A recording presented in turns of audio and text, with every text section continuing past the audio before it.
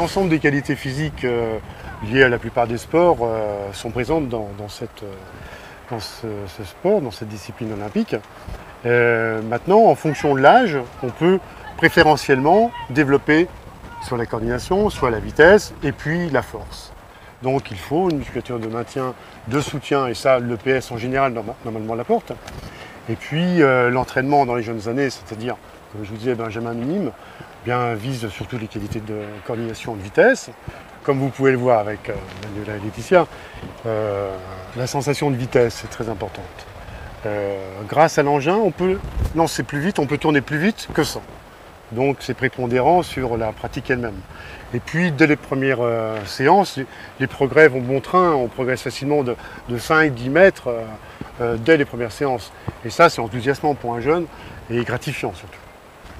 C'est pas mal ce que tu fais Laetitia là, mais un peu plus basse. Hein, il y a du rythme, il y a du rayon.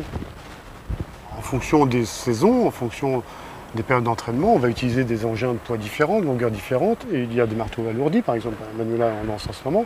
Juste après, elle va lancer des marteaux allégés, donc là, vous avez les qualités de force qui sont concernées, qualité de vitesse ensuite, et puis, en général, après, on fait soit de la condition physique ou bien de la musculation. Il faut surtout avoir une vue à long terme.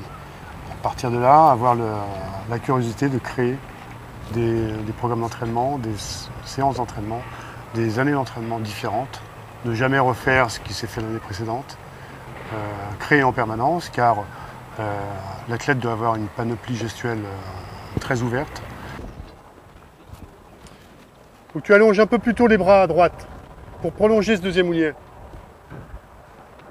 Il y a surtout une grande difficulté, c'est la sécurité dans le club et même en compétition. Heureusement aujourd'hui il y a des cages de haute performance, de haute sécurité. Ça c'est une contrainte fondamentale. On doit toujours avoir à l'esprit l'aspect sécuritaire de la discipline. Et puis l'autre aspect limitant, ce sont le nombre de cadres qui interviennent dans nos disciplines. Dans les clubs, ils sont insuffisants en nombre.